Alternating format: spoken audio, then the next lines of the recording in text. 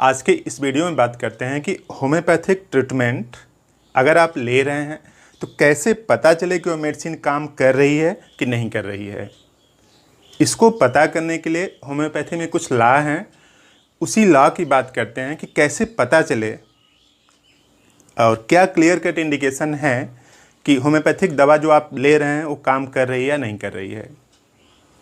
ये वीडियो इसलिए बनाया जा रहा है कि एक पेशेंट हैं, उनका स्प्लीन बढ़ा हुआ है, 3-4 सालों से बढ़ी हुई स्प्लीन है। इस वजह से कई सिम्टम्स आ रहे हैं, जैसे हीमोग्लोबिन कम है, चक्कर आ रहा है, कुछ भी खाते हैं तो उल्टी हो जाता है या फिर उल्टी जैसा लगता है। हीमोग्लोबिन 4.7 है। हमने मेडिसिन दिया, 15 से 20 दिन उन्होंने खाया, फिर चेकअप करवाया तो हीमोग्लोबिन 6.3 हो गया। और जो कुछ खाते थे तो वोमिटिंग होने लगती थी, तो वो वोमिटिंग भी में थोड़ा आराम हुआ, वोमिटिंग नहीं होती थी, थोड़ा थोड़ा डाइजेस्ट होने लगा। तो उनको लगा कि अगर बोला जाए कि आराम नहीं हो रहा है तो और पावरफुल या जल्दी से ठीक होने वाली दवा दे देंगे, जल्दी से ठीक हो जाएगा। आप ये दिमाग में निकाल दीजिए कि कोई भी ट्रीटमेंट लंबा चलाने के लिए डॉक्टर प्रयास करते हैं, ऐसा नहीं करते। कोशिश करते हैं कि बीमारी जल्दी से ठीक हो। तो उनको लगता था कि कोई ऐसी दवा दे दें जो से 2 से 4 दिनों में ठीक हो जाए, लेकिन ऐसी कोई दवा नहीं है। तो होम्योपैथिक ट्रीटमेंट कैसे प्रोसीड करता है, उसकी मैकेनिज़्म क्या है, पूरी बात समझते हैं। देखिए, जल्दीबाजी में क्योर नहीं हो सकता होम्योपैथी में। अगर आप चाहते हैं कि आराम हो रहा है तो कोई एक ऐसी दवा दे दें जो 3 दिन में आराम होकर पूरा बीमारी ख़त्म हो जाए, तो ऐसा कुछ नहीं होता है। होम्योपैथी नेचुरल प्रिंसिपल पर काम करती है और नेचुरल प्रोसेस स्लो होते हैं।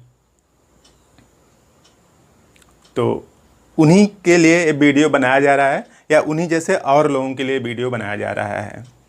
तो आप पूरा वीडियो अंत तक देखिए, पूरी बात ठीक से समझ में आ जाएगी।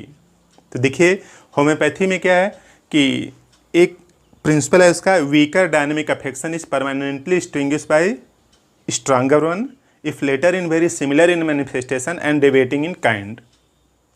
एक लोगों का और क्वेश्चन था, कमेंट बॉक्स में उन्होंने लिखा था कि होम्योपैथी की जो मेडिसिन है शरीर में बीमारियां सिमिलर उत्पन्न करती हैं तो कैसे क्योर हो जाता है। उसके लिए एक लाइन में आंसर उनका है। देखिए, जैसे यहाँ पे है मैग्नेट है, तो नॉर्थ पोल है, साउथ पोल है, ठीक है। एक दूसरा मैग्नेट है यहाँ पे, ये साउथ पोल है, यहाँ पे नॉर्थ पोल है। तो दोनों सिमिलर मैनिफेस्टेशन के हैं, मतलब ये भी मैग्नेट है, ये भी मैग्नेट है, तभी एक दूसरे को रिपल्स करेगा। इसी मैग्नेट के पास लकड़ी ले जाएंगे तो रिपल्स नहीं करेगा। तो कह रहा है कि very similar in manifestation, manifestation में एकदम सिमिलर होने चाहिए। मतलब ये मैग्नेट है तो ये भी मैग्नेट होना चाहिए ना, तो सिमिलर मैनिफेस्टेशन में होना चाहिए, यानी सिमिलर फोर्स होना चाहिए, तब बॉडी में रिपल्सन होगा और जो नेचुरल डिजीज़ है वो कमज़ोर होती है, और जो आप मेडिसिनल जो डिजीज़ उत्पन्न कर रहे हैं शरीर में वो क्या होती है, वीकर होती है। तो जो मेडिसिनल डिजीज़ है वो स्ट्रॉन्गर होती है, और जो नेचुरल डिजीज़ है वो कैसी होती है, वीकर होती है, तो रिप्लेस कर देती है। इस वीडियो में हम लोग बात करते हैं हेरिंग लॉ ऑफ क्योर की। हेरिंग लॉ होता क्या है, तो देखिए सीधे से 4 प्रिंसिपल हैं।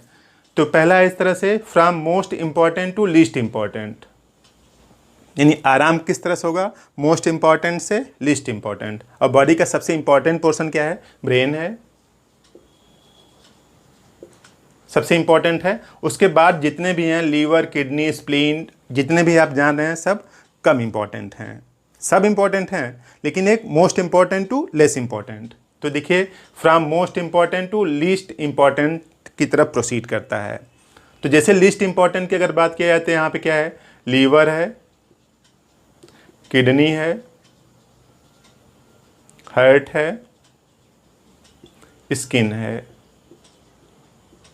तो अगर आप मेडिसिन लेते हैं तो आपको जो ब्रेन है, जो मेंटली है, जो फीलिंग है, जो अंदर का जो वाइटल फोर्स है, अगर उसको ईजीनेस महसूस होता है तो मतलब मेडिसिन काम कर रही है। तो इसका मतलब यही हुआ कि most important to least important, यही हुआ।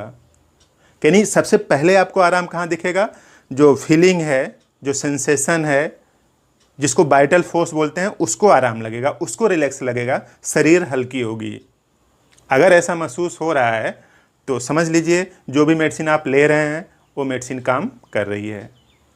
और दूसरा क्या है, from head down. Head down अगर देखा जाए तो इसी का एलिब्रेशन है। सबसे ऊपर क्या है, हेड है, उसके बाद नीचे गर्दन, उसके बाद यहाँ पे धड़ है, इस तरह से यहाँ पे है ऐसे। तो हेड डाउन यानी सबसे पहले फीलिंग कहाँ पे आएगी, इजीनेस कहाँ पे महसूस होगा, ब्रेन में, वाइटल फोर्स को। तो यही लिखा है फ्रॉम हेड डाउन, यानी सिम्टम्स क्या होगा, प्रोसीड करेगा इस तरह से। यानी सबसे पहले आराम कहाँ पे होगा, हेड में होगा। फीलिंग हेड की मतलब ब्रेन की, वाइटल फोर्स की फीलिंग क्या होगी, स्ट्रांग होगी, मेच्योर होगी और इजीनेस की तरफ प्रोसीड करेगी। तो ये दूसरा इंडिकेशन है। तीसरा इंडिकेशन है reverse order of symptoms that they first appeared. मान लीजिए पहला सिम्टम्स ए अपीयर हुआ था, उसके बाद बी अपीयर हुआ, उसके बाद सी अपीयर हुआ, उसके बाद डी अपीयर हुआ, उसके बाद ई अपीयर होगा, इस तरह से। यानी ए आर्डर है अपीयरेंस का, अपीयरेंस इस तरह से प्रोसीड कर रहा है। तो अगर आप दवा लेंगे तो इधर से प्रोसीड करेगा।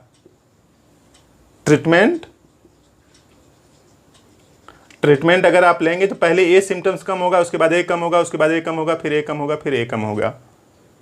तो इस तरह से ट्रीटमेंट होगा। ऐसा नहीं कि आप दवा लेना शुरू कर दिए तो इसमें आराम नहीं होगा, पहले इधर से आराम होगा। तो पूरे में थोड़े थोड़े आराम हो सकते हैं, ऐसा भी हो सकता है, या फिर ऐसा हो सकता है कि ए खत्म हो जाए फिर ए खत्म हो जाए, इस तरह से बारी बारी भी खत्म हो सकते हैं। लेकिन अगर आप सोचेंगे कि जो सबसे पुरानी बीमारी थी उसमें तो आराम हुआ ही नहीं, ये जो सबसे बाद में उत्पन्न हुआ था इसमें आराम हुआ है, तो कोई ऐसी दवा ले लें जो फास्ट आराम हो जाए सब में। तो फास्ट जैसी होम्योपैथी में कुछ नहीं होता, सब नेचुरल तरीके से होगा। नेचर जितना फास्ट है उसी तरीके से फास्ट प्रोसीड करवाया जा सकता है। तो देखिए क्लियर लिखा है reverse order of the symptoms that they first appeared, यानी यहाँ अपीयर हुआ, उसके बाद ए, फिर ए, फिर ए, फिर ए, उसी के रिवर्स ऑर्डर में क्योर होगा। तो इस तरह से होगा ना। और उसके बाद क्या है, फ्रॉम इनसाइड टू आउटसाइड। ये जो इनसाइड है आउटसाइड है, इनसाइड में क्या है, वाइटल फोर्स है। वाइटल फोर्स से बॉडी के और दूसरे अंगों में आराम दिखेगा। तो इस तरह से ट्रीटमेंट होता है। और होम्योपैथी का सबसे बड़ा ड्रॉबैक क्या है कि इसमें कोई पेन किलर नहीं है, और एलोपैथी का सबसे बड़ा अचीवमेंट यही है कि उसमें पेन किलर है। उनके पास क्या है कि कोई भी बीमारी हो, अगर वो पेन किलर दे देते हैं तो बीमारी का जो पेन है वो ख़त्म हो जाता है। तो पेशेंट को लगता है कि इजीनेस आ गया, कंफर्टनेस आ गया, आप ठीक हैं, लेकिन बेसिकली ऐसा होता नहीं है। लेकिन होम्योपैथी में कोई पेन किलर है ही नहीं, तो होम्योपैथिक मेडिसिन तब काम करेगी, होम्योपैथिक मेडिसिन तब काम करेगी जब बीमारी की जो ओरिजिन है उस पर मेडिसिन एक्ट करेगी। तो अगर आप ट्रीटमेंट ले रहे हैं होम्योपैथी वाला, तो अगर आपकी फीलिंग जो ब्रेन है, जो वाइटल फोर्स है, जो जिसको अंदर से शरीर बोलते हैं, उसमें नहीं, शरीर की जो आत्मा है, अगर उसमें रिलैक्स महसूस हो, इजीनेस महसूस हो, तब आप समझिए कि वो मेडिसिन काम कर रही है और आपको आराम मिल सकता है। तो इस तरह से है। तो जल्दीबाजी की कोई ज़रूरत नहीं है, नेचुरल तरीके से ट्रीटमेंट लेंगे, मेडिसिन काम करेगी, तो आपको आराम हो जाएगा।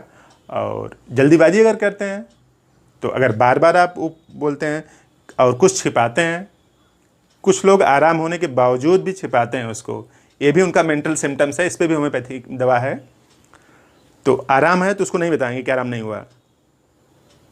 तो इस वजह से भी जो ट्रीटमेंट की जो लाइन है वो गड़बड़ हो जाती है, क्योंकि जो डॉक्टर को लगेगा कि जो मेडिसिन दिया गया रिस्पॉन्ड नहीं कर रही है, तो लाइन ऑफ ट्रीटमेंट बदल देगा वो। तो जो रियल स्थिति है, आराम हुआ तो भी बताइए, नहीं आराम हुआ तो भी बताइए, एकदम रियल फैक्ट बताना जरूरी है ठीक से इलाज के लिए। तो इसी तरीके के और वीडियो पाने के लिए आपकी जो भी क्वेरीज हों, आपके दिमाग में जो भी चलता हो, आप कमेंट बॉक्स में लिखिए, प्रोबेबल सोल्यूशन दिया जाएगा आपको। तो आपने पूरा वीडियो देखा, थैंक यू।